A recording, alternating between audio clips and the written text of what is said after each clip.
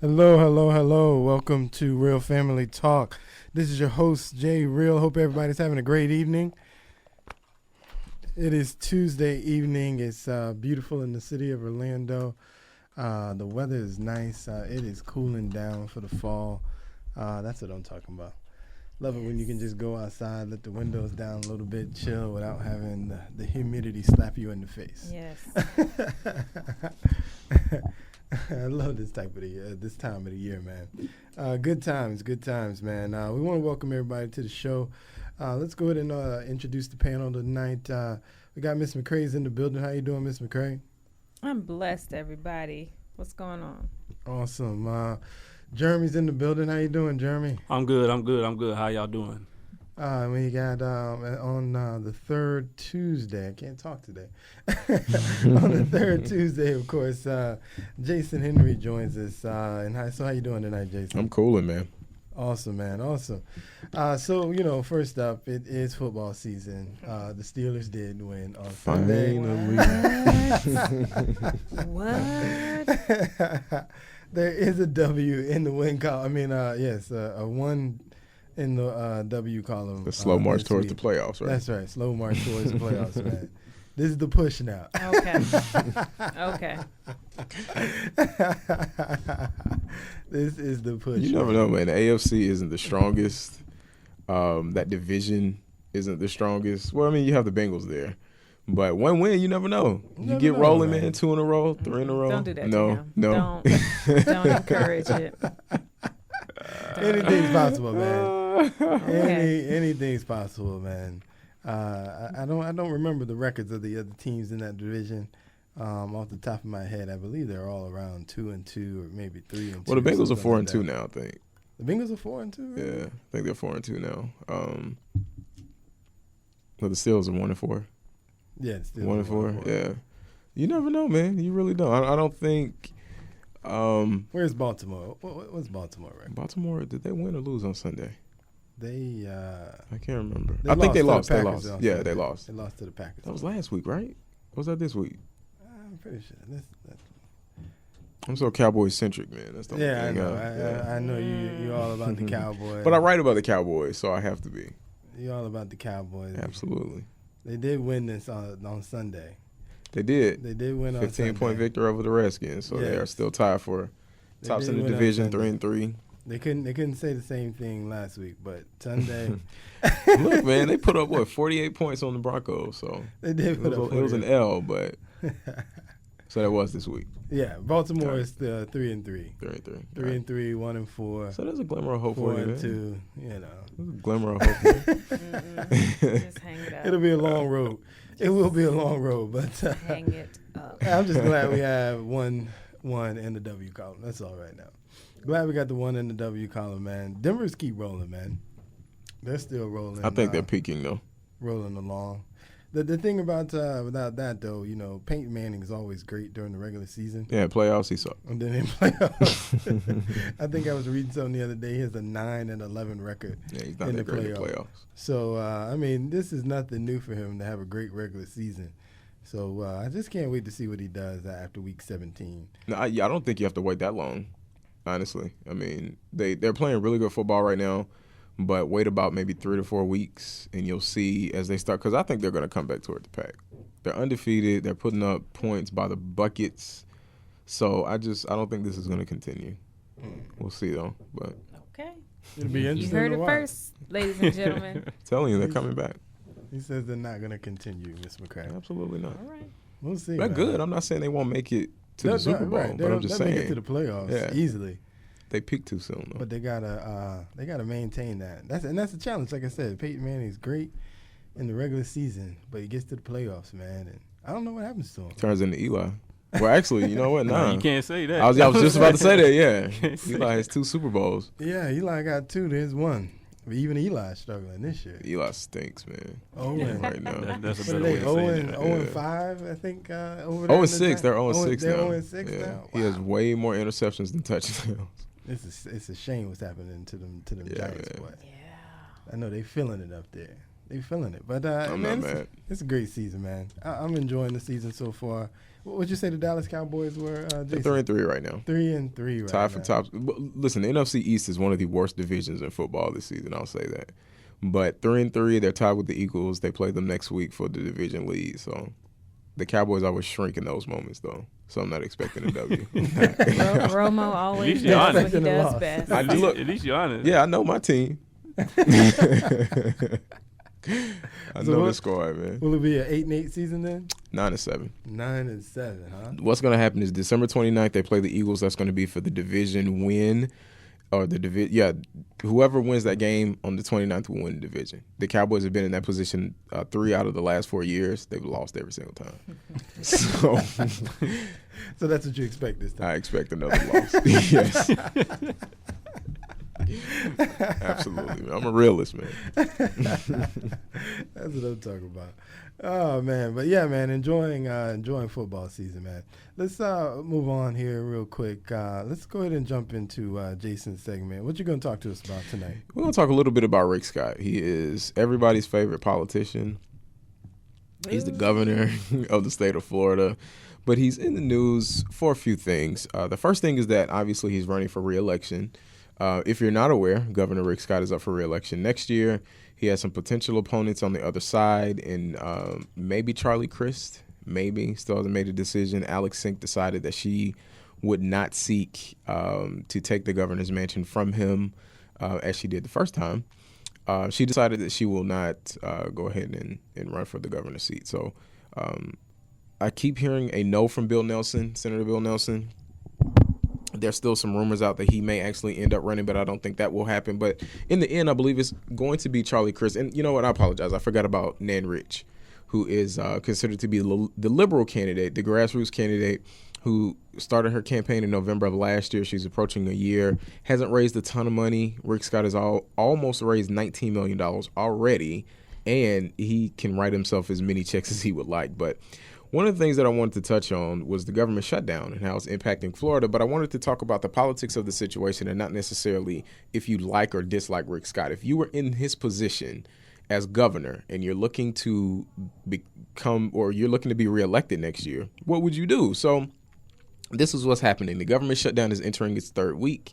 Some of Florida's key programs like WIC, SNAP, some of these programs that families in Florida depend upon will run out of money toward the end of the month. So Head Start, they may have to start sending Head Start kids home, which is unfortunate. But within that gap, states have the ability to fill in that void. So you can spend your own money. The state of Florida can spend its own money to keep Head Start up, to keep WIC up, to keep some of these vital programs going. And Rick Scott has decided that he will not do such a thing. He has directed his state agency directors not to spend any of the state's money to keep these programs afloat, which you can agree or disagree with it. He's the governor. He went ahead and made that decision. But what I wanted to ask, and this is a question for anyone, if you were in that position, if you were Rick Scott, let's just say you can be libertarian, Democrat, independent, no matter what it is. If you were in that position, you have an opportunity to bang on the president again, because when they asked him why he made this decision, he said, well, the buck stops with President Obama. He's the reason why we are in this position that we're in now as far as the shutdown goes.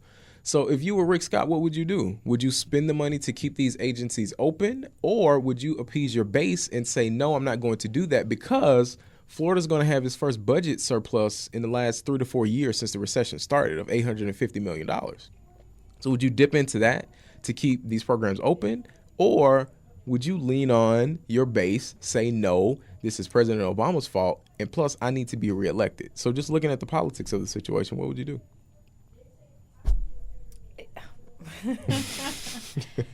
If I'm Rick Scott, but I would try to pull the good out of Rick Scott, I'm going to be worried about my people and not about the politics and the games and just being defiant and hating on the president just because he is the president. Yeah. Now, what needs to happen is if he does tend to lean on his base, we, the people, need to fight back and get the people who aren't in his base to realize and wake up, hey, look, this is what they're doing. They're taking your stuff. So this is an opportunity for us to use real examples, because before we can get out and say you need to vote, issues are important, but when it's hitting them at home, look, remember that WIC check or whatever he took it. Yeah. So do you want him back in office or not? Let's see if they get to vote then. So we got to spin it. We got to make it the best we can, because. And I'll add that 35% of Florida's $74 billion state budget comes from federal funds. Wow. 35%. 35% comes from federal funds. Well, I think unfortunately, the right thing to do is, if you have the funds, is release the funds to support these programs. But unfortunately, as we all know, politics is run based on what's going to benefit me more in the future. And so he's more than likely, as he's sticking to his guns at the moment, going to ride with the base. And he's going to do what the base should do. But at the end of the day, man, you have to do what's right by the people. If the funds are there and it's not going to cause any kind of budget deficits or hurt the budget in any way, shape, or form, I think you go ahead and release those funds and at least allow the people to have some semblance of normalcy, if you will. Well, there's potential. There's potential that the state may be reimbursed for any money that they spend to reopen state parks, to keep because, and I'm pulling this from an article on TampaBay.com, but in essence, it says that small to medium-sized school districts using biweekly pay periods may start to have problems meeting payroll, temporary assistance to needy families, SNAP, supplemental food program for women, WIC, will run out of funds by the end of the month. School lunch, school breakfast, and child and adult care programs, food programs could also run out of money in the next week. So you have these vital programs that are aiding so many Florida families. So if we're not looking at that aspect of it, which Rick Scott has tried to paint himself as a centrist almost as we get closer to Election Day, he's moving closer to the center. So remember, he's tried to, fashion himself as the education governor. He's cut $1 billion from education the first year he was in office. He tried to add that back the last couple of sessions. Yeah. He wants a pay raise for teachers. So, and also he reversed course on Medicaid expansion. Right. If you remember, he was against it. Dead against it. And all of a sudden he said, you know what, I can't with a good conscience turn this money away if it's for people who need health care. Right. So how do you correlate that? If he's saying that he has a conscience when it comes to health care, then what about the families who may depend on SNAP, WIC, Head Start? You said that you are the education governor, and some school districts may not be able to meet their payroll if this shutdown continues. And not only that, we're talking about the debt ceiling that's coming up in the next few days. There was a breaking news alert that I received that said Fitch was talking about downgrading the U.S. AAA credit rating, which, that they may be all for show or talk or whatever it may be. But, this situation, they're getting tighter and tighter. As we do this every single year, we have these, whether you want to call them made-up crises or not, every single year it gets tighter and tighter. It's like we walk the ledge and we just continue to run out of rope until one day we're just going to end up falling. Right. And I've talked about it before. Right now, of course, everyone wants to put the blame on Republicans and whatnot, but I put the blame on everybody. I mean, this crisis, so-called crisis that we're in, they knew this crisis was coming 6 months ago. Yeah. They knew the crisis was coming 6 months ago. And nobody chose to do anything about the problem until now. Here we are in the swimming in it, if you will. And now everybody's panicked and, you got to have a blame person. And so the Republicans are the blame person right now. But, they're all bums in my opinion. All of them. Let me put it this way then. Let me try to bring it back to President Obama. Let's just say President Obama was up for re-election next year, and he had a decision to do something just like this, but to appease his base and to make sure that he was re-elected, he would hold off on spending some of his state funds to keep some of these programs afloat. So overall, you like President Obama. Okay, let's just call him Governor Obama. He's governor of the state of Florida. He's Governor Obama. He's a Democrat.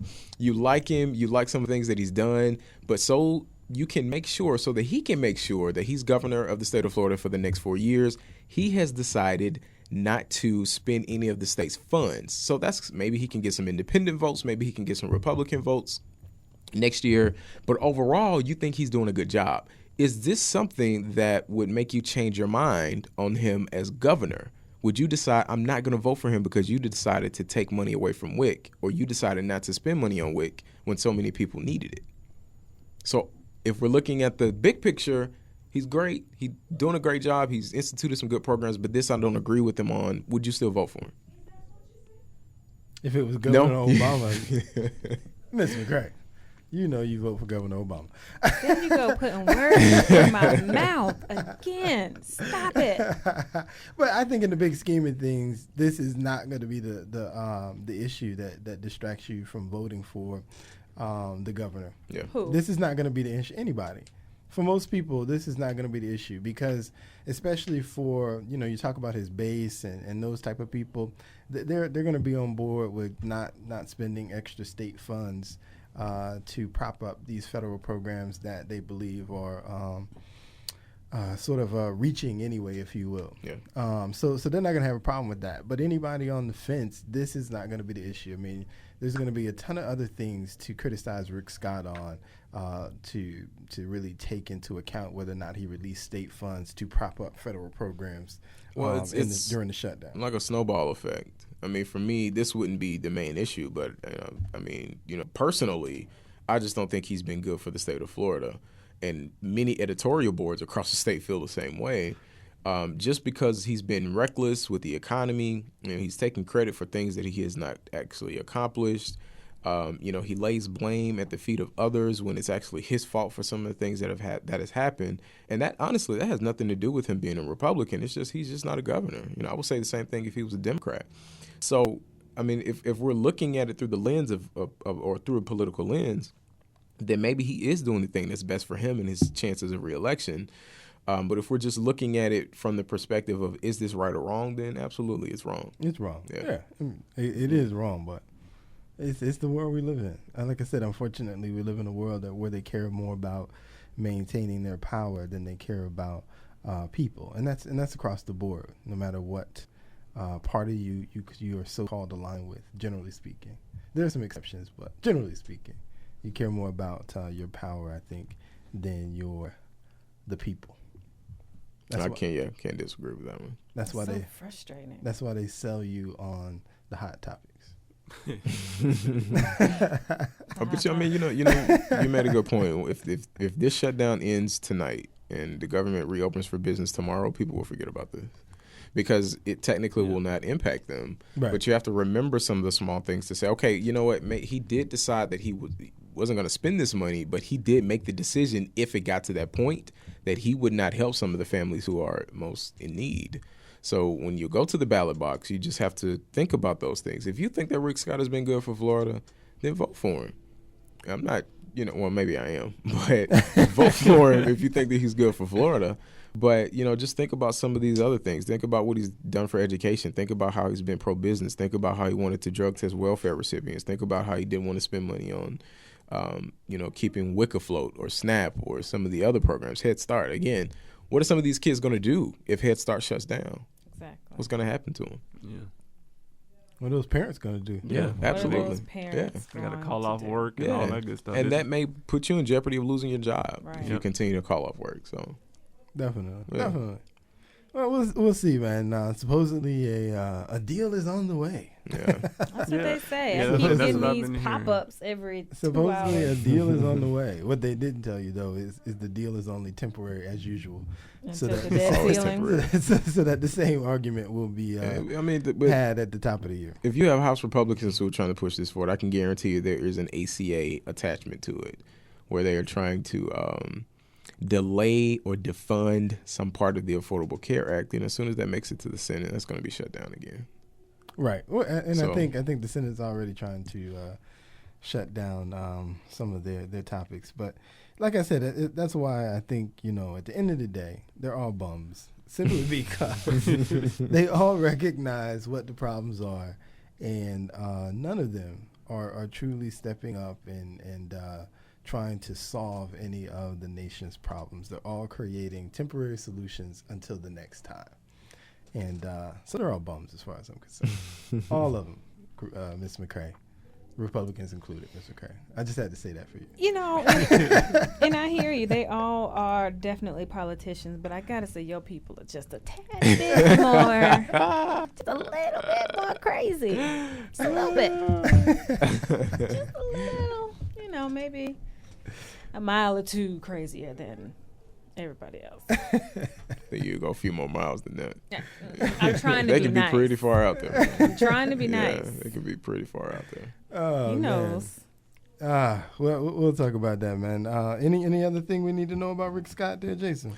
Well, I can tell you this. He's raised almost $19 million for his reelection campaign. Big Sugar's gave him over $550,000.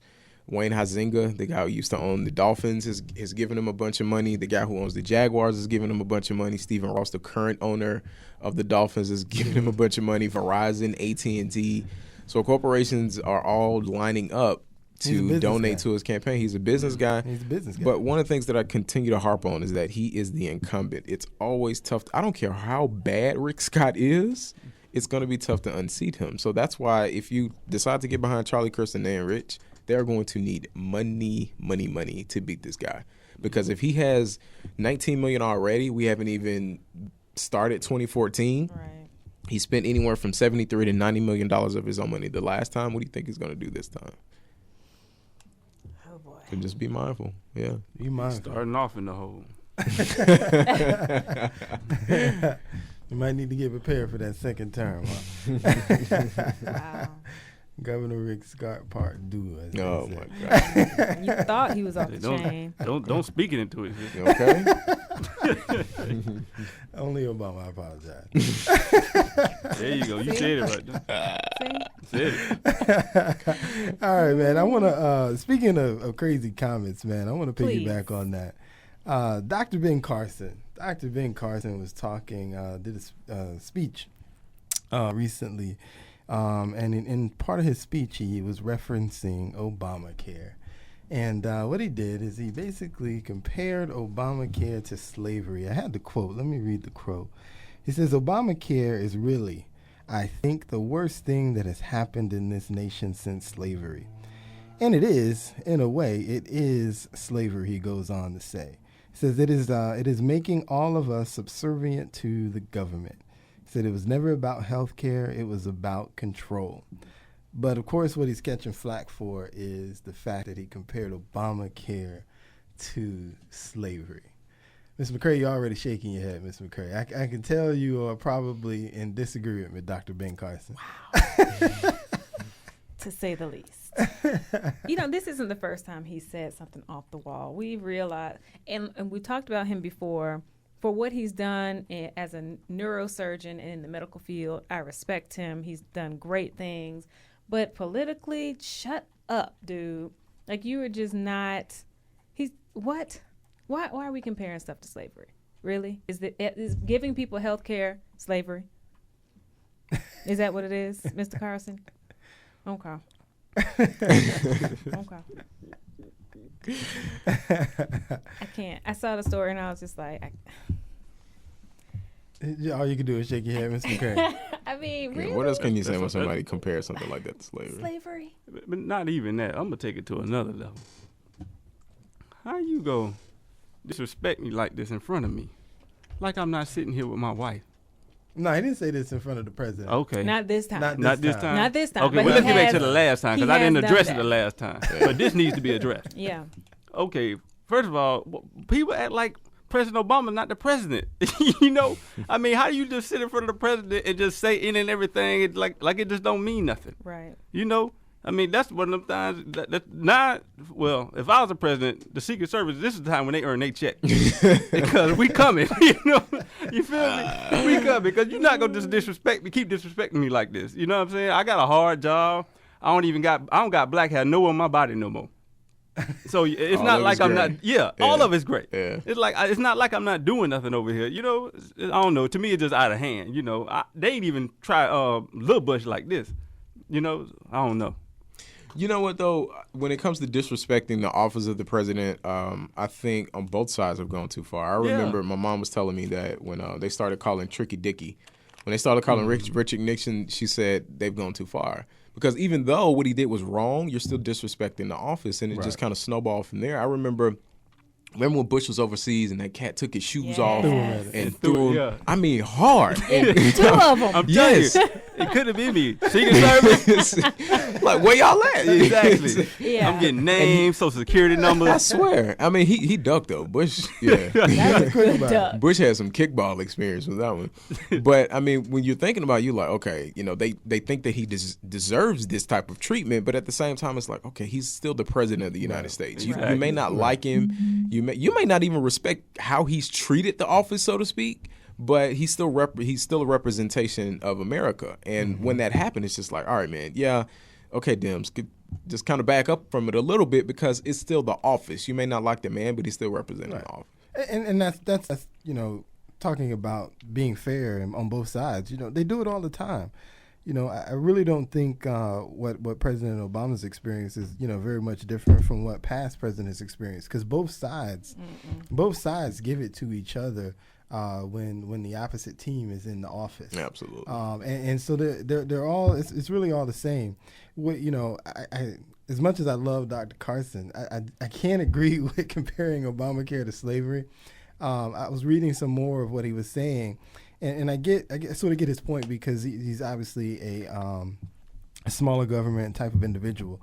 And so any expansion of the government he'd be against. And so, I mean, obviously he was doing it for shock value. One of the things that I have a problem with is, I can wholeheartedly agree with what he's saying, but the way he brings it across is what I find so challenging when individuals like him, and even when Herman Cain was running for the office of president, and some of the comments that he made about Obama, it's like, as much as they are doing their best to reach out and try and bring across a conversation that perhaps they feel like isn't being said, when you take the rhetoric that far, you unfortunately shut the people's ears to the point where they can't hear you. And so no matter what you're saying, even if it makes sense, whatever you're trying to bring across is lost in the sensationalism of your comment. And that's the unfortunate thing. I was listening to another show, and now they wanted to almost really discredit him as an individual based on these comments. It's like, come on now, man. This guy has done so much, just from a respect point of view, in medicine for black folk, and achieved levels in medicine that most black folks probably will never achieve. You have to respect that. I mean, they went so far as to express disappointment in buying his book, Gifted Hands. I mean, it's like, come on, man. Well, I mean, the man is entitled to his political beliefs. When you go so far, when you jump out the window like that and compare something as simple as healthcare to slavery, then you lose the respect of a certain community. I mean, because it's almost as if he was on top of the building and he's screaming like, hey, Obamacare is bad. Well, let me compare it to something as awful as slavery, and then people just automatically tune you out. So no matter what you've done on this planet, you can compare it to Cornel West and Tavis Smiley, because I see the Tavis Smiley article in front of you. As much as Cornel West has done for African Americans to advance the argument about poor people and how we need to talk about the working class and how we need to advance the conversation about how poor people are being left behind, if you call him Rockefeller in blackface, then you're going to lose a large swath of the people that you're trying to connect with. And whether you like or dislike Cornel West and Tavis Smiley, whatever argument they have, as valid as it may be, as soon as you compare the president, the first black president of the United States, to something Rockefeller in blackface, you lose. You lose your audience. That's where they've lost me. I used to ride with Dr. Cornell, read his books, read Tavis's books, but as soon as that leading up to his election, they started then. And they've just gotten worse and worse and worse. And like you said, I miss what they're trying to say because of blackface. And what? Yeah. Come on, guys. You might as well call him Sambo. Like I said, it's sensationalism. It's like fortunately, even when I do the show, as most people know, my opinions are typically different from certainly Miss McCrae.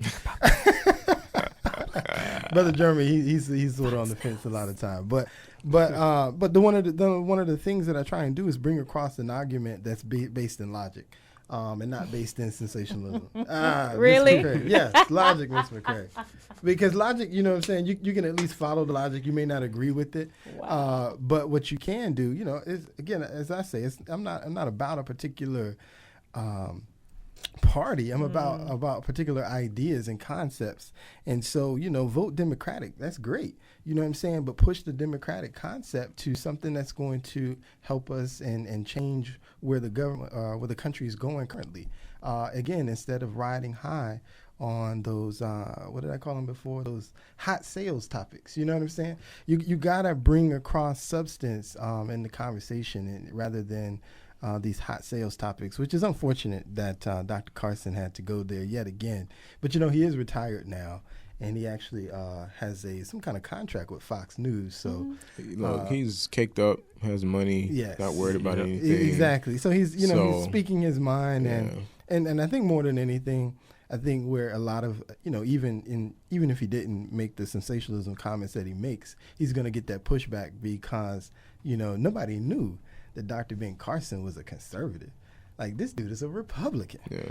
You Like, just automatically assume. Yeah, that, you know, people automatically assume that he was, you know, Democratic, and he loved President Obama, and da-da-da-da-da. And so, you know, I think a lot of it is just hurt feelings that this beloved black man actually does not like the shape of our government in the way that the black president, President Obama, is taking us. So I think that more than anything, I think they're taken back by that. But you know, we gotta kind of get over those hurt feelings and accept the fact that there's not all black people are riding. And that's cool. Are riding the train. You know what I mean? And I think we have to at least listen. Listen to what they're saying, because it's not all based in fiction. And that's cool. You can. There are black Republicans. Obviously, I'm sitting across from one right now. But it's okay to have differences of opinion. But when you compare something to slavery, now guess what? If he would have compared it to Holocaust, he wouldn't have done that. Right. Yeah. You see what I'm saying? That's the point. He wouldn't even. That's what I'm talking about right there. That's exactly what I'm talking about. So that's my problem. Yeah. Really, sir? So, I mean, if it's not based in logic, if you're inviting me to a conversation, you automatically say, like, if we're sitting across from each other, and I say I want to have a logical conversation with you about something, but I immediately start with the most radical insult you've ever heard about who you are. That's not logical. I'm shutting down and turning off. Like, I thought we were going to have a conversation about something, but you just called me ugly. Or whatever. I mean, you talked about my mom. yes. So, I mean, you can listen to what they have to say, but it's going to be tough because you have to try to weed through all the madness that they just threw at you. It's just like they're throwing, you know, spoiled eggs at you and trying to tell you you should eat this. This is good. This is sustenance for you.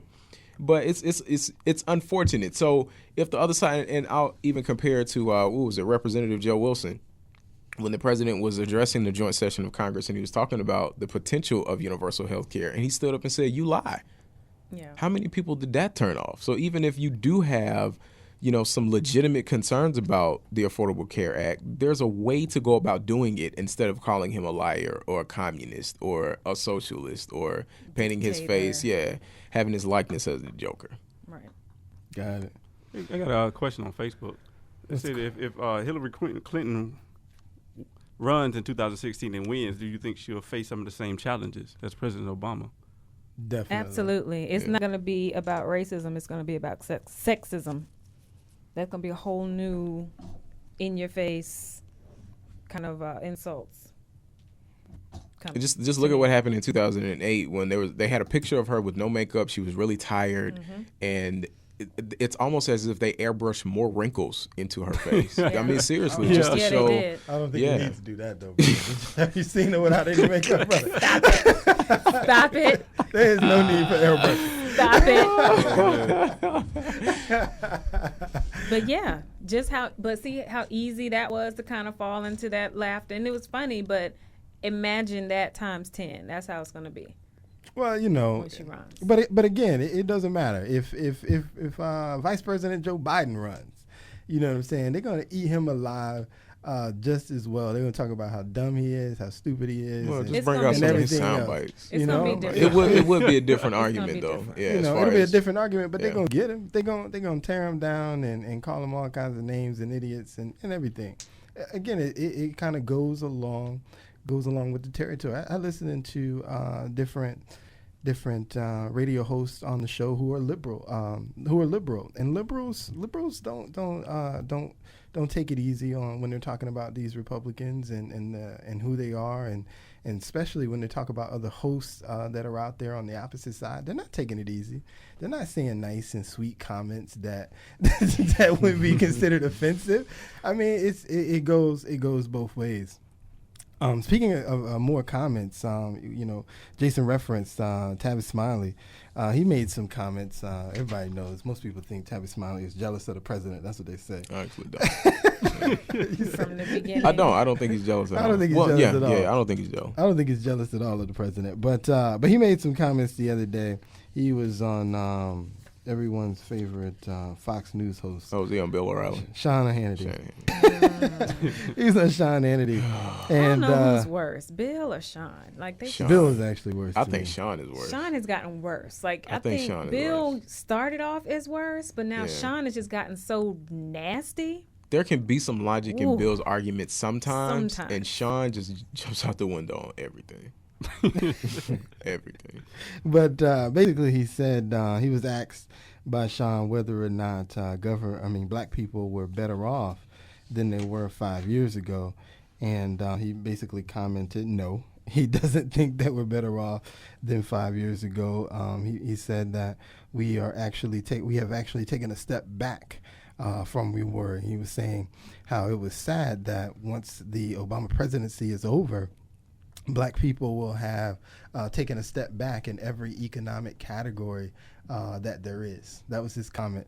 Right after it, though, he did talk about how he did respect the president and how he thought, it is his goal to correct the president when he's wrong, and how the Republicans were wrong, though, currently for initiating this government shutdown. But yeah, he said it's sad how the president's legacy is going to be that black people were left behind in every single economic category that exists. What's y'all comment on that? Do you agree with him, disagree with him? Is it a shame that he would actually say that in public? What's the deal? I don't disagree with him because the facts are on his side. Unemployment has risen for African Americans, has not come down. One of my biggest criticisms of the president is that, listen, I understand he would have been fought tooth and nail if he would have tried to institute some type of global job training program for black folk. I get that.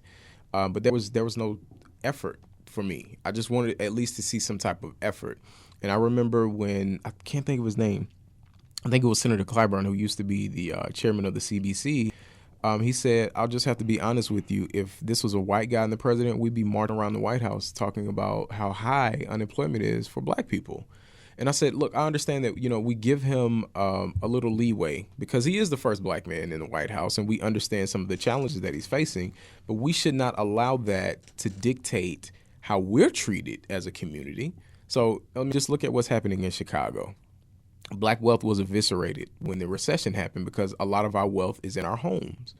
So we lost our homes, we lost our wealth, we lost our jobs. We have not had any type of economic gain since 2007, since 2008. You can lay that at the feet of the president or Republicans, but at the end of the day, he's the one that's in the White House. So he is going to get the blame for it. And when you listen to Cornel West and when you listen to Tavis Smiley, I understand that some of the things that they may say, may not sit with you well. But for me, it's factual. And that's the only thing I'm looking at. And it's unfortunate that this has happened under the president. It's unfortunate that he has not targeted some type of program to aid the African-American community because, you compared earlier if, Dr. Carson would have said, this is the worst thing that happened since the Holocaust. Well, listen, I can guarantee you if Caucasians were in this position, he would have aided them. He would have helped them. He's aided Wall Street. He's bailed out banks. He's done all these things for corporations. Goldman Sachs was one of his largest campaign contributors last time. So when we're looking at who we want him to be, he's not, for me personally, he's just not that individual. I see him as I see him, which is, I'm not going to call him a plutocrat or a corporate, whatever Cornel West called him, a corporate puppet. But I understand who he is, and I respect that, but I'm not necessarily a fan of it. Mr. McCray, I know That's your boy, Mr. Cray. Mr. Cray don't let nobody talk about President. Well, no, You I ain't gonna I would say this. I can agree. I think that was just really pretty much just well said. Pretty much. I Yeah. know. Yeah. Pretty much well said. Don't need to say He it. got in there in the office. He did the job I guess you expect a politician to do. You know, It's just the expectations that he had when he came in the office. Right. Remember when they had those clips, where black folk was saying, "Oh, President Obama gonna pay my bills, and Yeah. President Obama gonna do this," Yeah. and it's Yeah, like, all right, cool your heels. a little bit. yeah, just say, like, come on now. Yeah, like the expectations do were none of so that. lofty. I think that was the problem. Yeah. Like going in, I never thought he was going to be, he's going to do this and that for black people. I didn't either. honestly I didn't either. not Yeah. think that. So when people are talking, he's not doing enough for black, what do you mean? Like our country, our former president left country in ruins. He did. So his main job is going to try to get everybody together. Now, African Americans have always been at the bottom of the barrel, unfortunately. Yeah. So it's not surprising that our numbers are still, it's sad and it sucks, but it's not surprising that our numbers are still low It's not that we're because, low. It's that we're losing ground. absolutely, but look what we've come from as a country. So if the country as a whole is doing awful, what do you think African Americans are going to be doing? You think we're going to be popping bottles, like for real, for real? Well, I think that's the misinterpretation. I don't even think in Tavis's comments that he expects the black people to be popping bottles, but what you would expect is, you go back and you think about the hundreds of years that you had white presidents. So all of these white presidents, what did you expect them to do? You expected them to hopefully one day wake up and realize that some kind of policy should be created that in some way, shape, or form is going to help benefit minorities to be able to move from their current situations into better situations. That was the expectation. It's that ladder. Yeah. To be able to climb the ladder in some way, shape, or form. That was the expectation. And then after a while, after you saw year after year after year where your struggle existed, and that politician never, ignored the minority, you got to the point where that's where the Al Sharptons come from. That's where Jesse Jackson gets his power, right? From the idea that he's going to go against the establishment, which is not supporting those programs and those ideas that are going to help you climb the ladder. That was the problem. I mean, that's why affirmative action exists. That's why the civil rights movement exists. All of that is trying to help us climb that ladder.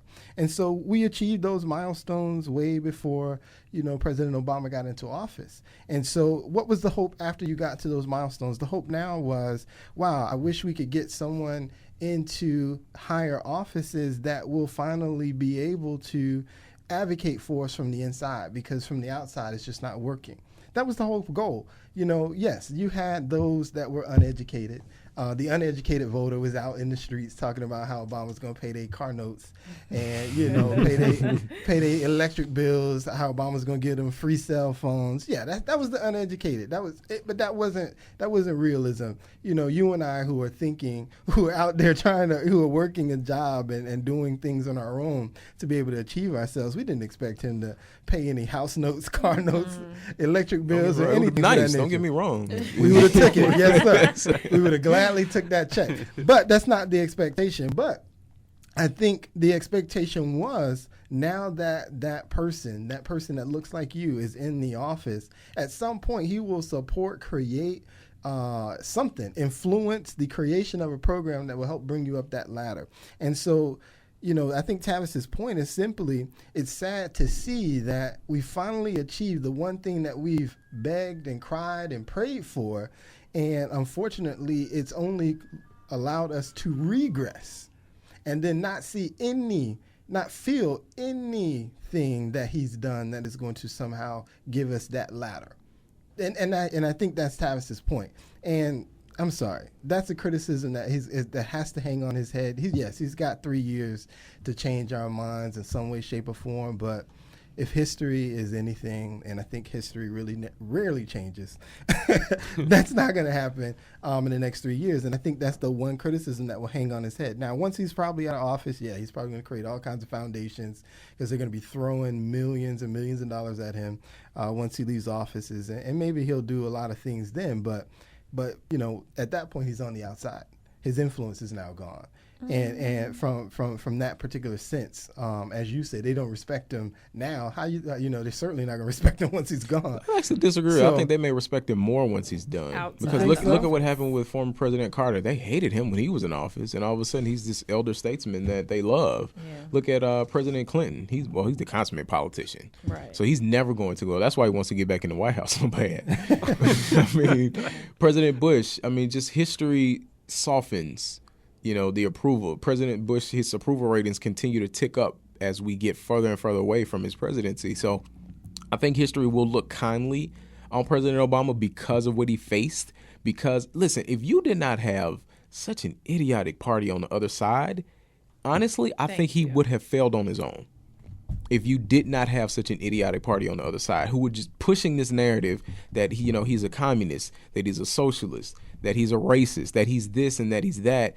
If you did not have that on the other side and they were just saying, look, this is what we want to do, he didn't want to do it, so we're going to try to work with him, he may have failed on his own. But because you had the other side or the other party bashing his head in every single chance that they received, it made it easier for folks to go out and vote for him. And he used that to his advantage. Who are we talking about? I'm talking about President? Republicans. I'm talking about the fight between Republicans and President Obama. Okay. Yeah. Yeah, that's the problem. And two, I want to say it's too much pressure. How you expect one man to change what's been going on for years with African American people? I didn't say he was supposed to change anything. But I said he was supposed to do at least something to change something how things are looking, yeah? No, or how things are going? No, again, I am a realist. He is not in and of himself going to initiate the change that's going to cause black people to now soar. He's not going to do that. He doesn't have that kind of power, even as president.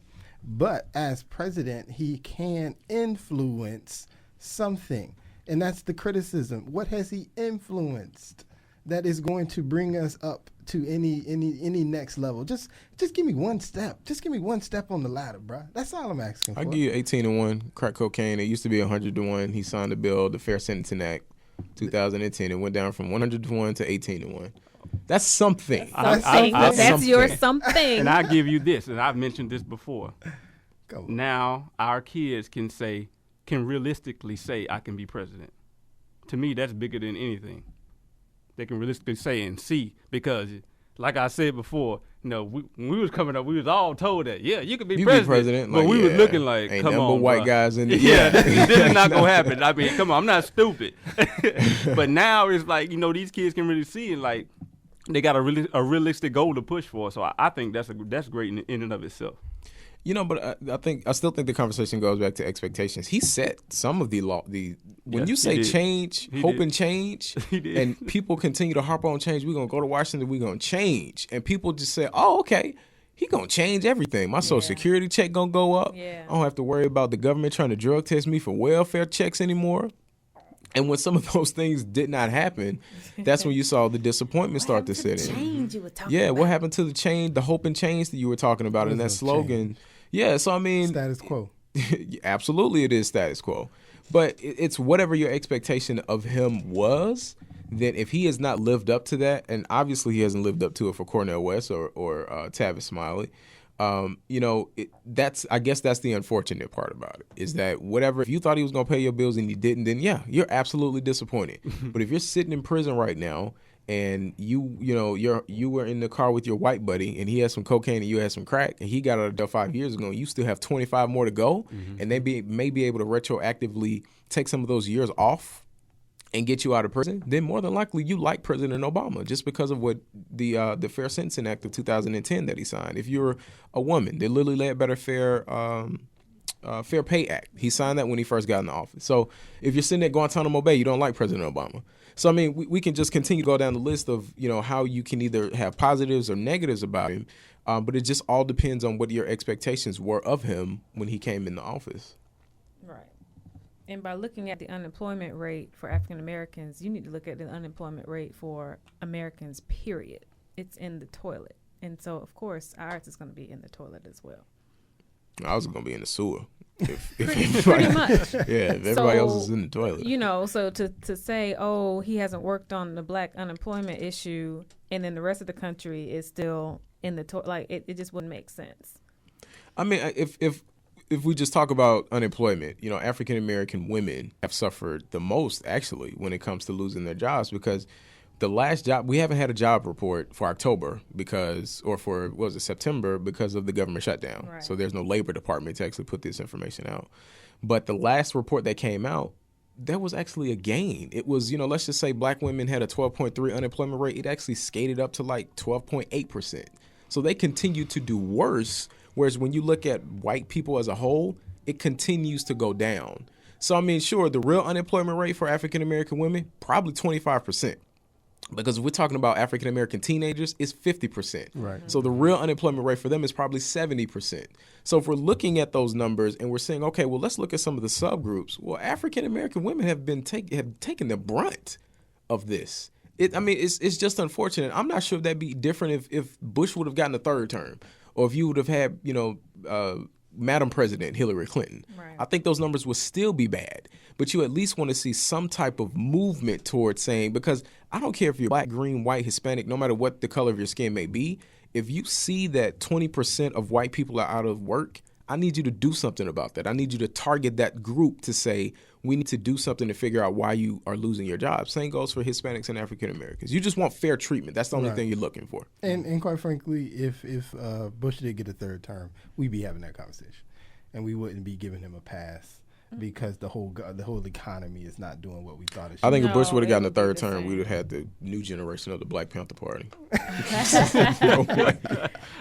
So I mean, No. that's why we had I think that's why the conversations are important, because again, I say this again. If I tend to lean towards a white male, more than likely Republican, winning the next election, and I guarantee you, we will have all of these discussions, and they will all be his fault, and it will be a problem. I'll be remiss though. I'll move on from that. I'd be remiss if I didn't mention October and Breast Cancer Month. Miss McCray, you found out some information for me. The walk here is this coming Saturday downtown at Lake Eola. That's always a really inspiring event to see everybody of all different skin colors, ages, men and women out supporting and walking for breast cancer awareness.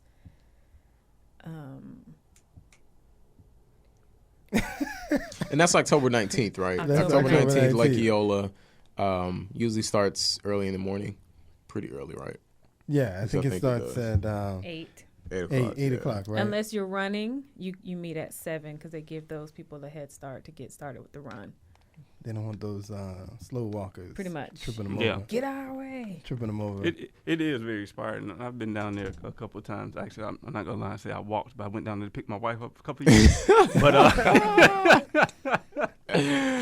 Were you inspired to see all the people on German? yes, I was. That's what I was gonna say. I mean, when you talking about a lot of pink covering the Lake Eola, it's crazy. It really is. It is. It's like Mr. Curry was saying, just all walks of life, all races. Just I don't know. It really is inspiring though. Awesome. So yeah, like we said, October, Breast Cancer Month.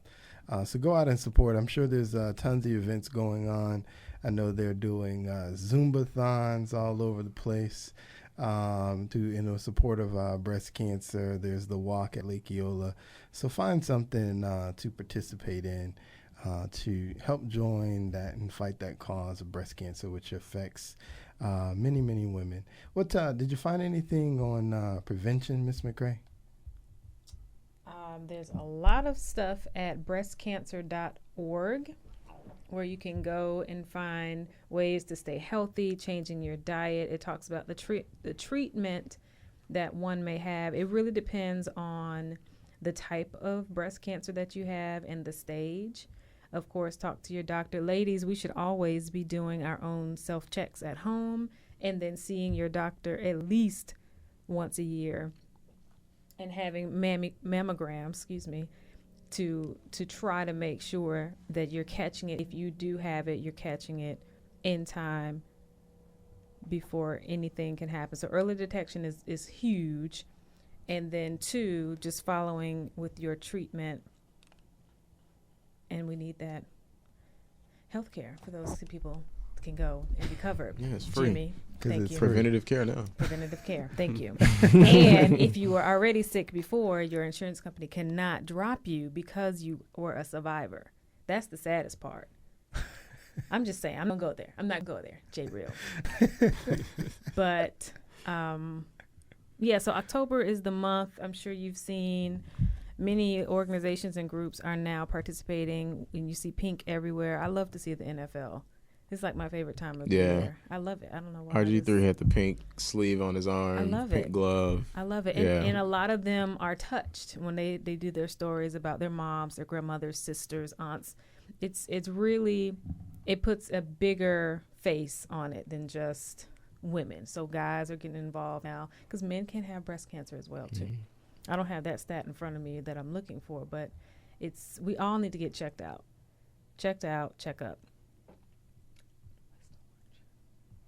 Yes. All right. Appreciate that, Miss McCray. One last local story that was touching a lot of people. My alma mater, my high school, West Orange High School. Yes. They recently had homecoming, and at the homecoming, the king and queen at the homecoming both had Down syndrome. Is that what I read, right? Yes. Yes, that is correct. The king and queen had Down syndrome. That's pretty touching, man. That a big high school like that. I think it was about 15, maybe more. And I guess probably more than 1,500 when we were there. They got almost 4,000 kids now. 4,000 kids. Okay, 4,000 kids. Yeah, it was probably about two. And they picked the 2 kids that had Down syndrome. I think that's touching, man. And they say high school students don't have hearts. Right. That was very, very cool. That was at least cool on their part, man. Shout out to all the students at West Orange for doing that for those kids. That was awesome, man. Yeah, man. One last thing, man. One of the, back on kind of sports real quick. One of the big stories that's going on now, Bob Costas even took a moment to acknowledge it before the game the other night. Redskins, Washington Redskins. Just real quick, should they change the name, Jeremy? Yes. In keeping with the climate of today, yes. Being PC. Yeah, I mean, because if you go across the board, everything, yes, you got to change it.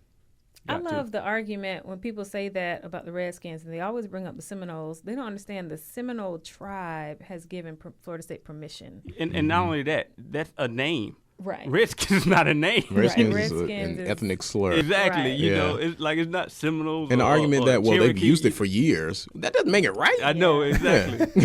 Yeah. Like we ain't gonna go to what the comedians Like say when about we- the New York, Right. we wouldn't stand for that. So come on, y'all. That and Columbus Day. I mean, it's bad enough to be. I wish we got holiday pay for it, though. Okay. That would have been dope. But otherwise, Columbus, yeah. Yeah. That's a whole nother Columbus show. Day. Hey, man, I want to thank y'all for listening today. I want to thank the panel, Jason, Miss McCray, Jeremy, for joining us. Tune in next week, same time, 9 p.m. This is Gospel 1680 WOKB, Orlando's gospel music channel, streaming 24/7 at WOKBradio.com. Call us 407-894-1680. We'll see you next week.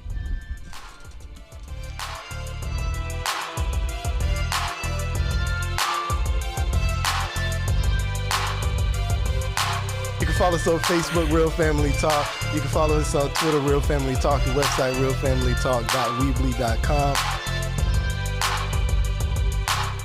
WOKB, Winter Garden, Orlando. Listen, Eden is kingdom.